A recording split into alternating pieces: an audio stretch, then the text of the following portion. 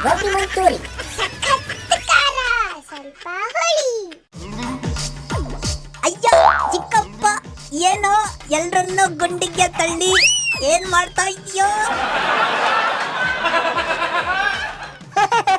ಇದು ಪ್ರಜಾಪ್ರಭುತ್ವ ಗುಂಡಿ.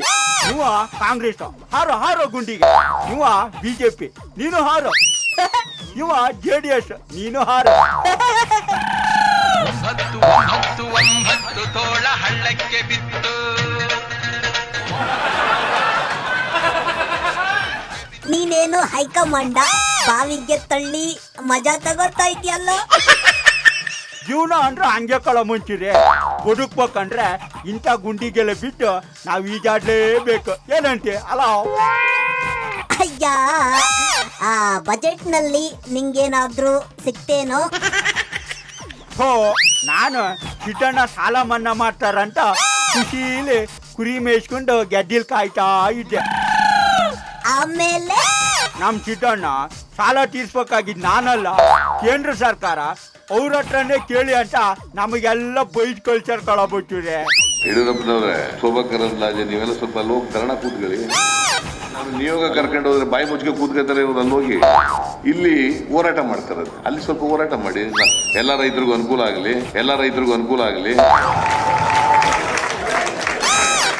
ನಾವು ಸಾಲ ತೀರ್ಸಿ ಅಂತ ಸರ್ಕಾರದ ಹತ್ರ ಕೇಳುದಿಲ್ಲ. ಆದ್ರೆ ನಾವು ಬೆಳಿತೀವಲ್ಲ, ಆ ಬೆಳಿಗ್ಗೆ ಒಳ್ಳೆ ರೇಟು ಕೊಡುದಿಲ್ಲ ಕಳ ಮುಂಚಿರಿ. ಅದೇ ಬೇಜಾರು ನಂಗೆ. ಅದಿರ್ಲಿ ಚಿಕ್ಕಪ್ಪ, ನಿನ್ನ ಬೈಕ್ ಮೈಲೇಜೇ ಕೊಡ್ತಾ ಇಲ್ಲ ಅಂತಿದ್ದೀಯಲ್ಲ, ಯಾಕೆ ಅಂತ ನೋಡು.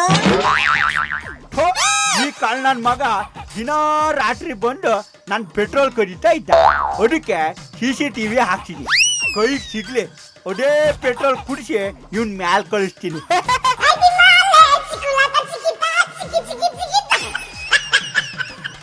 ಅಯ್ಯಯ್ಯೋ, ಕಳ್ಳರದ್ದೇ ಕಾಲ. ಅದಿರ್ಲಿ, ನಿನ್ನ ಮೊಮ್ಮಗನ ಎಡವಟ್ಟು ನೋಡು.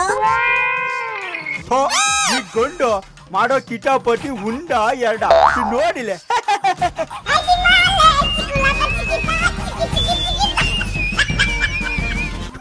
ಮಂಜೂರೆ, ನಿನ್ನ ಹತ್ರ ಮಾತಾಡ್ತಾ ಇಟ್ರೆ ನನ್ ಮಾನ ಮರ್ಯಾದೆ ಎಲ್ಲ ತೆಗಿತಿ. ಸರಿ, ನಾಳೆ ಸಿಗ್ತೀನಿ. ನಾ ಹೋಗ್ತೀನಿ ಅಟ.